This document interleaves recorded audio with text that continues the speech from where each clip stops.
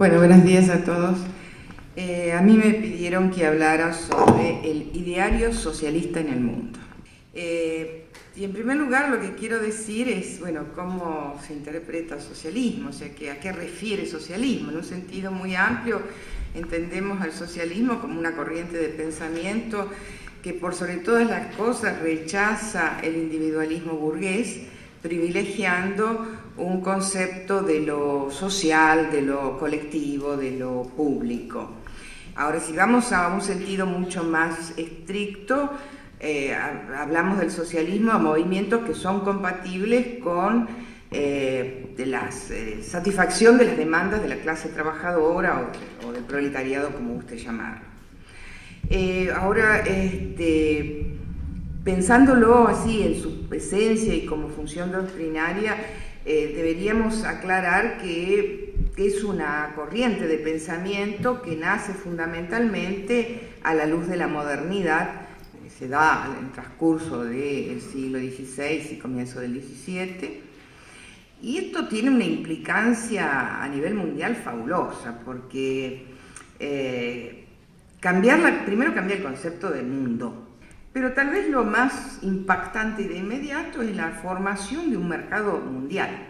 Ahora estamos en el siglo XVII-XVIII y la fuerza motriz del vapor hace dar un giro copernicano en la historia del mundo, porque crea las máquinas y reemplaza el trabajo artesanal del hombre por máquinas, el ferrocarril, el barco a vapor. Tan importante fue que el barco a vapor, hasta la época de mis padres, llamaban el vapor, no el barco.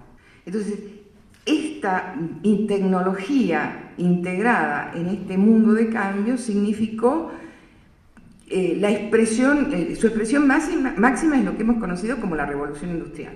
O sea, no es que el vapor es sinónimo de revolución industrial, pero todos estos procesos de crecimiento y esta aplicación del conocimiento y la tecnología a la producción es lo que conocemos como la revolución industrial. Empezamos a ver concentraciones humanas en centros urbanos, las ciudades, las fábricas, la concentración humana, problemas sociales nuevos y hasta entonces desconocidos. Todo eso lleva que además de la fábrica, de la nueva tecnología, haya un conflicto social que no se conocía antes, diferente. Y de acá decimos, el socialismo es hijo de la modernidad, porque hubo que buscar respuesta a esa nueva conflictividad social que es del siglo XVIII, que antes no se conocía. Entonces, el socialismo es la respuesta a esos problemas que generó esta modernidad.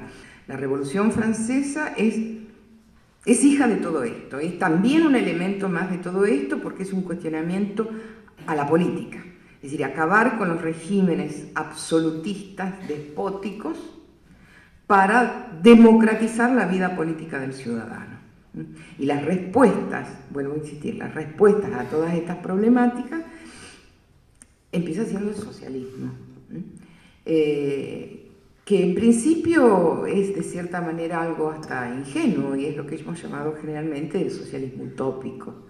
Proudhon rechaza por sobre todo el Estado, mientras que el resto le da un rol fundamental al Estado para buscar esa respuesta. Proudhon dice el Estado es uno de los principales enemigos del pueblo. Dos enemigos marca fundamentales, el Estado y la propiedad privada. La propiedad privada, llega a decir, es directamente un robo. Entonces, estos dos elementos hacen que Proudhon se aparte, da origen a lo que posteriormente, ya vamos a hablar más, es el anarquismo proudhoniano, el primer anarquismo, el rechazo absoluto y total del Estado y de la propiedad privada.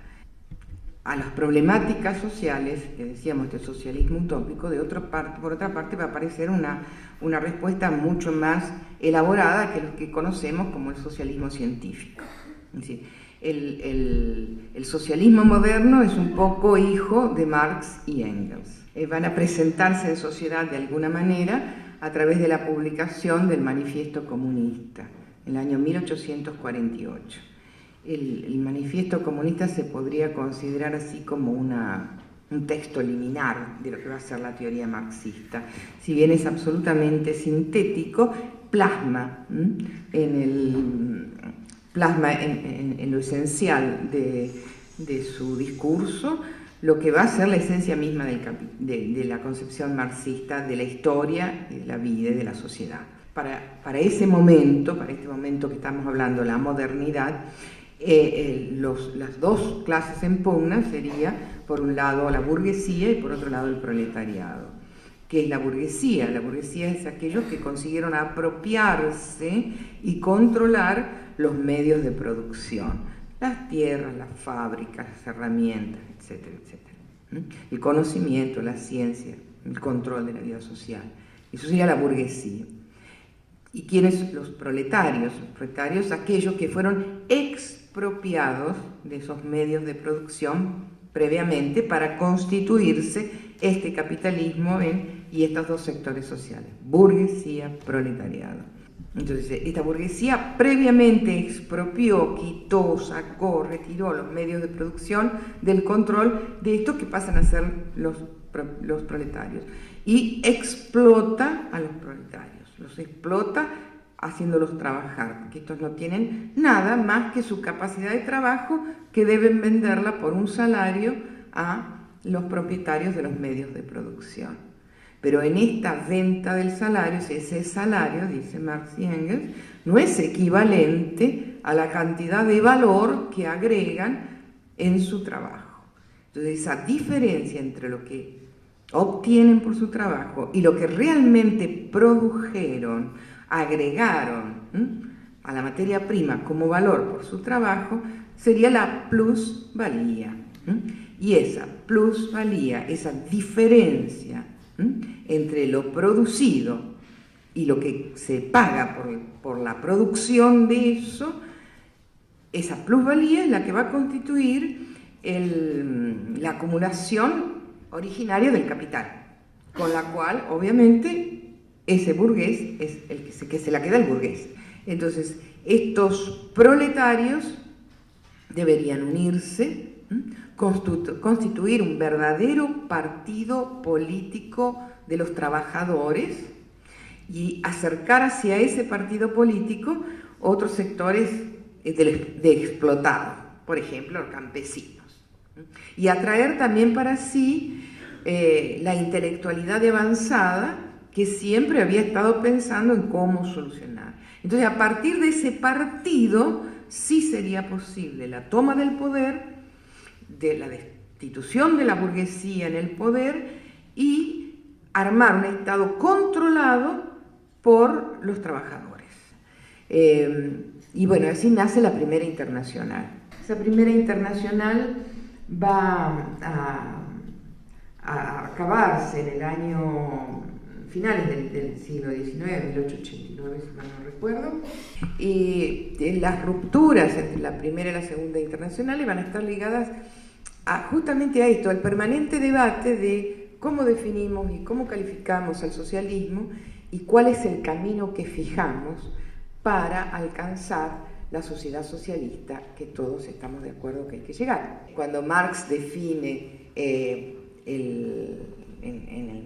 ya no en el manifiesto, sino en el Capital, ¿no es cierto?, lo que sería el mundo socialista, él habla de dos fases o dos etapas. Una primera, que sería la que él llama la dictadura del proletariado, que es esa primera etapa donde, conseguida la revolución, o sea, posterior a la revolución, hay que organizar eso nuevo. Entonces dice, acá no se puede prescindir del Estado, tiene que haber un Estado, pero ese Estado, ¿qué va a hacer?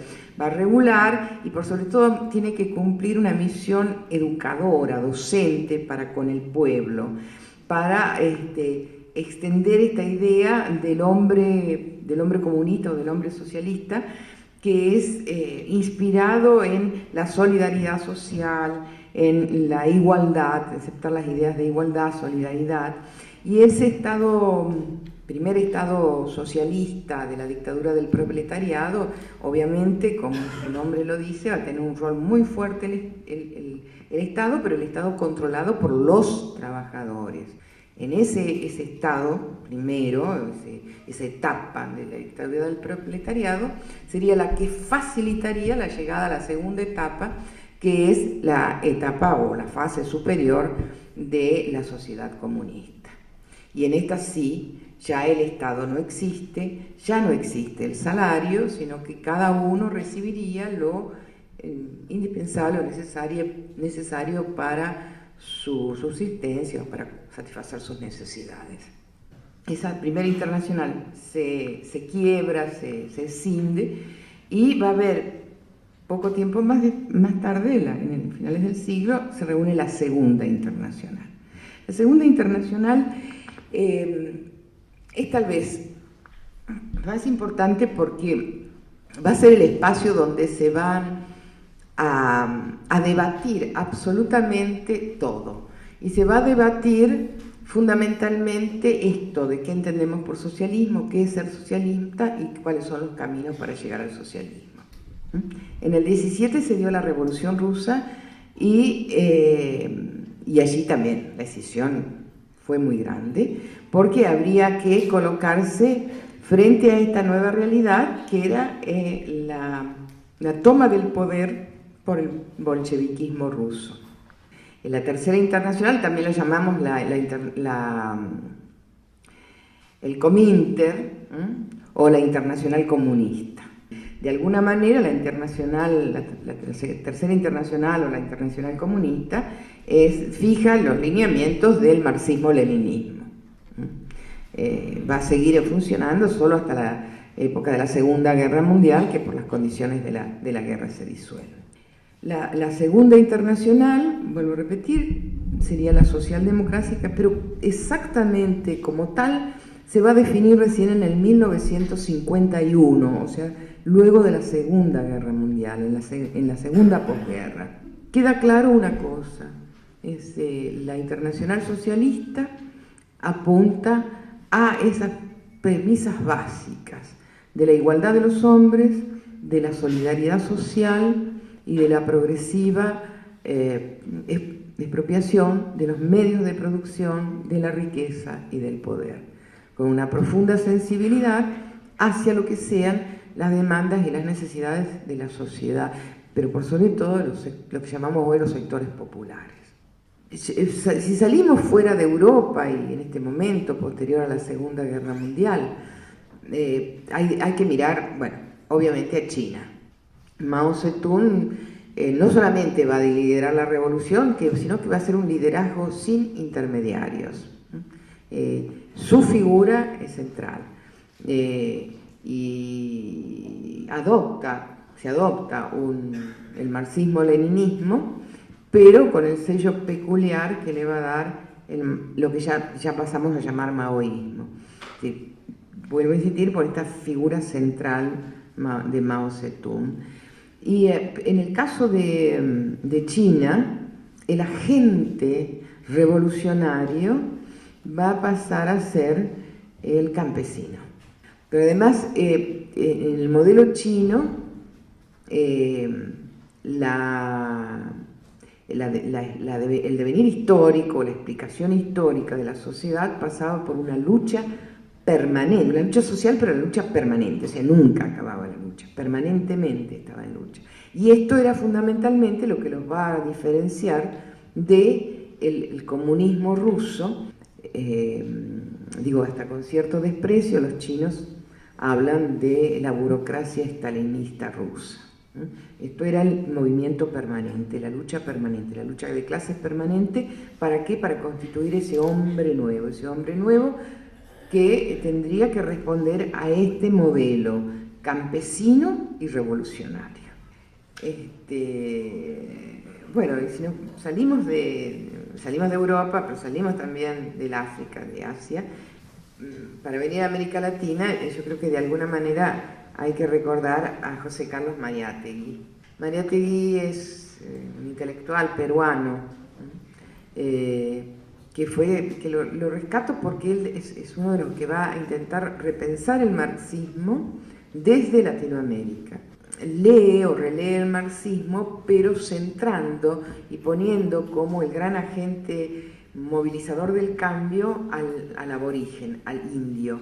Decía que el problema indio o el problema de los aborígenes era el problema central del Perú y de los restos de los países andinos. Mariátegui creó el Partido Socialista Peruano, pero ya en este momento sí lo pensó con una fuerte lideranza del campesino aborigen, pero también incluyendo al proletariado urbano.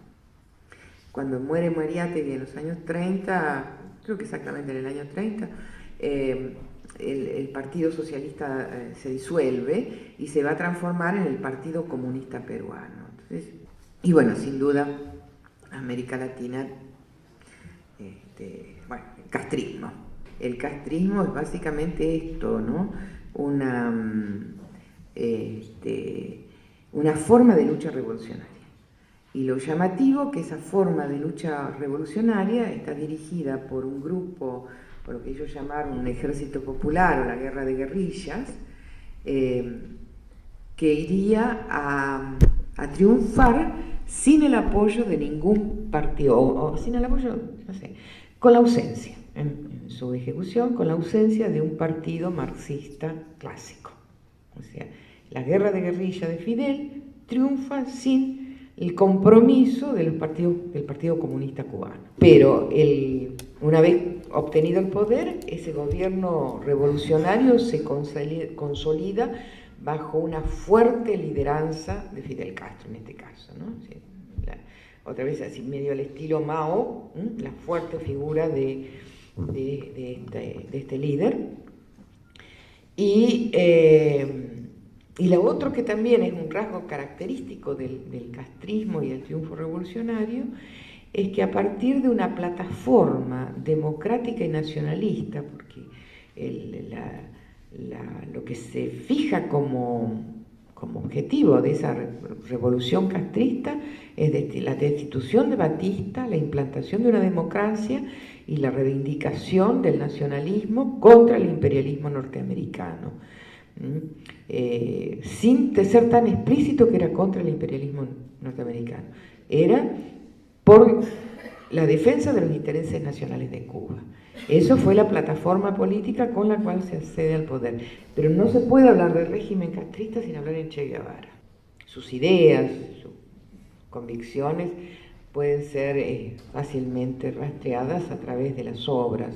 Yo no me acuerdo nunca de memoria del trabajo, pero Guerra de Guerrilla es uno, el famoso, el diario de Che Guevara en Bolivia, que es la obra póstuma, porque recogen sus escritos luego de su muerte.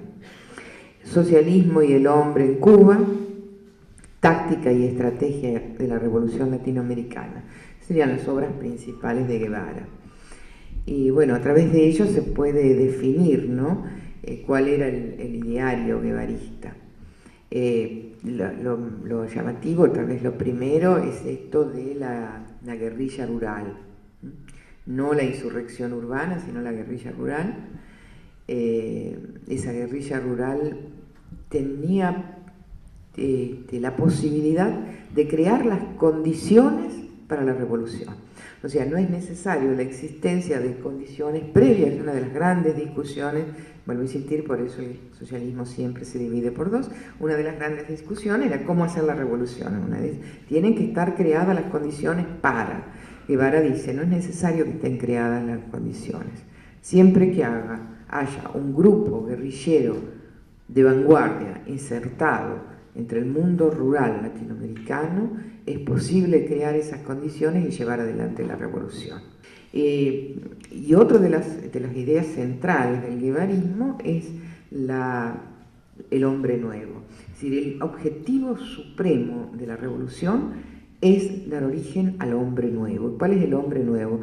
El hombre nuevo es aquel que tiene y reúne en sí los valores del hombre comunista, o sea, solidaridad, libre del egoísmo burgués, libre de la alienación burguesa. Es decir, ese hombre es el hombre nuevo. Y eso es lo que tiene que crear la revolución. Si la revolución tiene un objetivo fundamental, que es hacer ese hombre nuevo. Y por otra parte, y se liga tal vez con esto, es la concepción de la economía dentro de de ese nuevo mundo revolucionario. La economía, dice Guevara, el socialismo económico, mejor dicho, tiene que estar estrechamente ligado con esta concepción del hombre nuevo, porque en esta economía socialista el estímulo no tiene que estar dado por lo material, sino por la verdadera moral, que sería la moral de ese hombre nuevo. ¿Sí? La revolución cubana tuvo la impronta de la utopía realizada. Esos jóvenes, para colmo, todos eran jóvenes, jóvenes barbudos, mal vestidos, mal alimentados, mal petrechados, que consiguen derrotar un régimen dictatorial apoyado por el gran país imperialista del mundo.